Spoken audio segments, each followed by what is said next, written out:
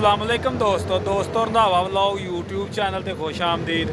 हाँ जी, उम्मीद करते तमाम दो ठीक ठाक होणगे। हाँ जी दोस्तों, गंदम ਦੀਆਂ ਕਟਾਈਆਂ वगैरह हो चुकियां मुकम्मल ਤੇ ਮਾਰਕੀਟ ਦੇ ਵਿੱਚ ਅੱਜ ਆਏ ਆ ਮਿਲਤ ਮਾਰਕੀਟ ਟਰੈਕਟਰ ਲਾਹੌਰ ਤੇ ਟਰੈਕਟਰਾਂ ਦੇ ਰੇਟ ਵਗੈਰਾ ਤੋਂ ਮੁਕੰਮਲ ਅਪਡੇਟ ਦਿੰਨੇ ਆ ਤੇ ਰਾਣਾ ਫਾਰਮ ਇੰਡਸਟਰੀ ਦੇ ਮੌਜੂਦ ਆ ਤੇ ਅੰਦਰ ਰਾਣਾ ਰਜ਼ਵਾਨ ਸਾਹਿਬ ਮੌਜੂਦ ਨੇ, ਉਹਨਾਂ ਨਾਲ ਵੀ ਆਪਾਂ ਗੱਲਬਾਤ ਕਰਦੇ ਆ और ट्रैक्टरों के रेटा वगैरह तो अपडेट देने क्योंकि काफ़ी दिनों की खबर चल रही आ। एक खबर तो चल रही है जी ट्रैक्टर महंगे हो रहे हैं, ट्रैक्टरों के कोई मजीद टैक्स लग रहा वा। तो दूसरी खबर चल रही है जी कोई ट्रैक्टर सस्ते हो रहे हैं क्योंकि कणक का रेट कोई नहीं बनया। तो इस वजह के नाल भी कोई लोग हिसाब लाई जाते हैं भी ट्रैक्टर सस्ते हो रहे हैं।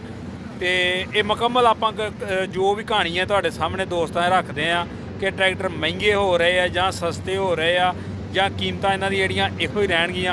ਮੁਕੰਮਲ ਗੱਲਬਾਤ ਆਪਾਂ ਜਿਹੜੀ ਆ ਉਹ ਰਾਣਾ ਸਾਹਿਬ ਨਾਲ ਅੰਦਰ ਜਾ ਕੇ ਕਰਦੇ ਆਂ। अस्सलाम वालेकुम जी दोस्तों, राणा फार्म इंडस्ट्री के मौजूद है जी। राणा रज़वान साहब साढ़े नाल है जी। ट्रैक्टरों की सूरत हाल जो मार्केट की है वो तुहाडे नाल शेयर कर रहे हैं।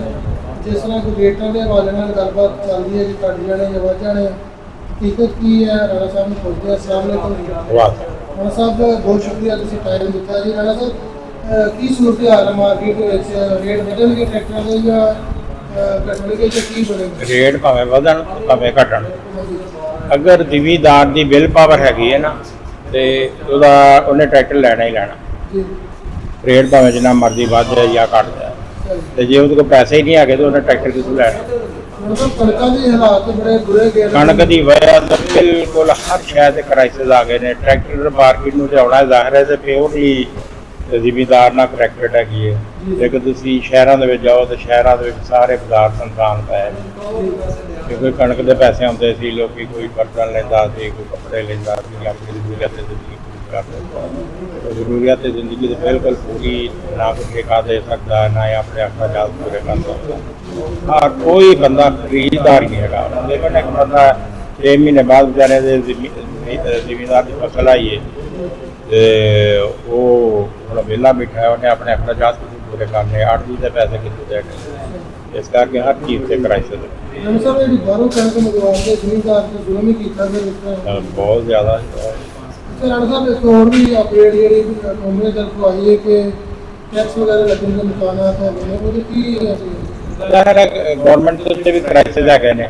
IMF ਦਾ ਜੋ ਸ਼ਿਕਾਇਤ ਹੈਗੀਆਂ ਉਹਨਾਂ ਨੂੰ ਉਹ ਪੂਰੀਆਂ ਕਰਨੀਆਂ ਪੈਣੀਆਂ ਨੇ। ਉਹਨਾਂ ਨੂੰ ਸਾਡੇ ਨਾਲ ਤਾਂ ਨਹੀਂ ਹੈਗਾ ਕਿ ਮਰਦਾ ਚੀਜ਼ ਜੋ ਉਹਨਾਂ ਨੇ ਅੱਗੋਂ ਲੋਨ ਲੈਣ ਵਾਸਤੇ ਜੋ IMF ਕਹੇਗੀ ਉਹ ਸਾਰੀਆਂ ਜਿਹੜੀਆਂ ਉਹਨਾਂ ਨੇ ਅੱਗੇ ਜ਼ਿਮੀਦਾਰਾਂ ਨੂੰ ਰਿਲੀਫ ਕੀਤਾ ਹੋਇਆ ਜਿਹੜੀਆਂ ਚੀਜ਼ਾਂ ਤੇ ਉਹਦੇ ਜਨਰਲ ਸੇਲ ਟੈਕਸ ਲਾ ਦੇਣਾ। ਯਾਨੀ ਕਿ ਟਰੈਕਟਰ ਜਿਹੜੇ ਸਸਤੇ ਹੋਣ ਦੇ ਮੁਕਾਬਲੇ ਕੋਈ ਨਹੀਂ ਹੈ ਮੈਂ ਸਸਤੇ ਹੋਣਾ ਨਹੀਂ, ਸਸਤੇ ਕਿੱਥੋਂ ਹੋਣਗੇ? ਹਰ ਚੀਜ਼ ਦੀ ਮਹਿੰਗਾਈ ਦੀ ਤਖੀਰ ਹੋਈ ਪਈ ਹੈ। ਕਾਰਾਂ ਦਾ ਵਰਦਾ ਹੈ, ਟਰੈਕਟਰਾਂ ਦਾ ਜਿਹੜਾ ਹੈ ਨਾ ਜੀ, ਇਹਨਾਂ ਦੇ ਅੱਗੇ ਵਿਚਾਰੇ ਬੜੀ ਮੁਸ਼ਕਿਲ ਨਾਲ ਸਰਵਾਈਵ ਕਰਦੇ ਪਏ ਨੇ। ਠੀਕ ਹੋ ਗਿਆ ਜੀ। ਤੇ ਬਾਕੀ ਰਾਣਾ ਸਾਹਿਬ ਰੇਟ ਦੱਸ ਦਿਓ ਟਰੈਕਟਰਾਂ ਦੇ ਜਿਹੜੇ ਹੁਣ ਮਾਰਕੀਟ ਰੇਟ ਜਿਹੜੇ ਨੇ ਕੰਪਨੀ ਰੇਟ ਜਿਹੜਾ ਕਿ ਥੋੜਾ ਡੀਲੈਕਸ ਆਉਣ ਤੇ ਵਿਕਦਾ ਸੀ, ਉਹ ਵੀ ਹੁਣ ਮਤਲਬ ਆਉਣ ਤੋਂ ਵੀ ਥੱਲੇ ਆਉਣ ਤੇ ਵਿਕਦਾ ਜਾਂ ਥੋੜਾ ਥੱਲੇ ਵਿਕਦਾ।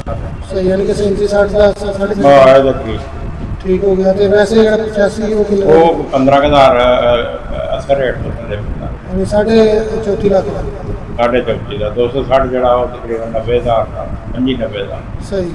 240 ਜਿਹੜਾ ਉਹ ਲੈਂਦਾ ਹੀ ਕੋਈ ਵੱਡੇ ਟਰੈਕਟਰ ਦੀ ਹੈ ਕੋਈ ਕਾਦ ਅਗਰ ਕਸਟਮਰ ਆਉਂਦਾ ਤਾਂ ਵੱਡੇ ਟਰੈਕਟਰ।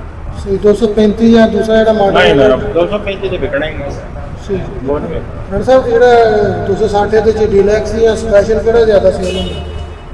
ਜ਼ਿਆਦਾ ਤੇ 260 ਹੀ ਸੇਲ ਹੁੰਦਾ ਕਿਉਂਕਿ ਵਿਲ ਪਾਵਰ ਨਹੀਂ ਹੈਗੀ। 260 ਡੀਲੈਕਸ ਬਹੁਤ ਅੱਛਾ ਟਰੈਕਟਰ ਬਣਾਇਆ ਜੀ ਜੀ। ਸੇਲ ਹੋਏਗਾ ਲੇਕਿਨ ਪੈਸੇ ਆਉਣਗੇ। ਸਹੀ ਹੋ ਗਿਆ ਜੀ। ਯਾਨੀ ਓਵਰਆਲ ਮਾਰਕੀਟ ਦੇ ਵਿੱਚ ਕਾਫੀ ਬਹੁਤ ਘੱਟ। ਠੀਕ ਹੋ ਗਿਆ। ਯਾਨੀ ਕਿ ਇਹ ਦੱਸਿਓ ਜੀ 385 ਸਾਦਾ ਜ਼ਿਆਦਾ ਸੇਲ ਹੋ ਰਿਹਾ ਕਿ ਡਿਲਕਸ ਜ਼ਿਆਦਾ ਸੇਲ ਹੋ ਰਿਹਾ? ਜਿਹਦੇ ਕੋਲ ਤੇ ਪੈਸੇ ਆ ਉਹ ਤੇ ਉਹ ਡੀਲੈਕਸ ਹੀ ਲੈਂਦਾ, ਤੇ ਜਿਹਦੇ ਕੋਲ ਨਹੀਂ ਹੈਗੇ ਉਹ ਵਿਚਾਰਾ ਮਤਲਬ ਡਿਲਕਸ ਦੀ ਜ਼ਿਆਦਾ ਡਿਮਾਂਡ ਹਰ ਬੰਦੇ ਦਾ ਦਿਲ ਕਰਦਾ ਕਿ ਕੇਵਲ 3 ਲੱਖ ਦਾ ਫਰਕ ਹੈ ਨਾ ਕੀਮਤ। ਅਸਲ ਗੱਲ ਹੈ ਕਿ ਪੈਸਿਆਂ ਦੀ ਗੱਲ।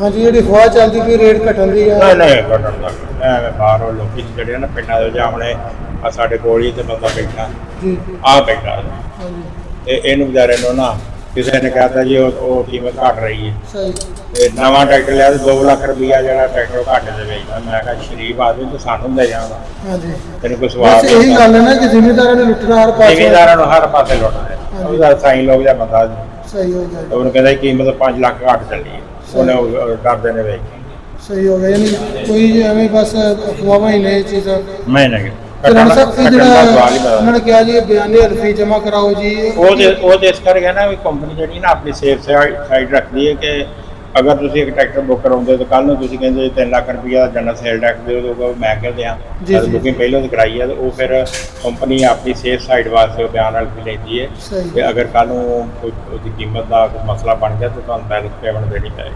ਸਹੀ ਹੋ ਗਿਆ ਯਾਨੀ ਕਿ ਅਗਰ ਟੈਕਸ ਲੱਗ ਗਿਆ ਤਾਂ ਜ਼ਿਮੀਂਦਾਰ ਨੂੰ ਦੇਣਾ ਪਏਗਾ। ਠੀਕ ਹੋ ਗਿਆ ਜੀ। ਲੋ ਜੀ ਦੋਸਤੋ ਅੱਜ ਤੁਹਾਨੂੰ ਮਾਰਕੀਟ ਦੀ ਸੂਰਤ ਹਾਲ ਦੇ ਬਾਰੇ ਔਰ ਕੀਮਤਾਂ ਦੇ ਬਾਰੇ ਮਾਲੂਮਾਤ ਦਿੱਤੀ ਹੈ ਤੇ ਰਾਣਾ ਸਾਹਿਬ ਬਹੁਤ ਸ਼ੁਕਰੀਆ ਤੁਹਾਡਾ ਜੀ। ਦੋਸਤੋ ਵੀਡੀਓ ਅੱਛੀ ਲੱਗੇ ਤਾਂ ਸ਼ੇਅਰ ਜ਼ਰੂਰ ਕਰਿਓ। ਵੀਡੀਓ ਦੇਖਣ ਲਈ ਸ਼ੁਕਰੀਆ। ਅੱਲਾਹ ਹਾਫਿਜ਼।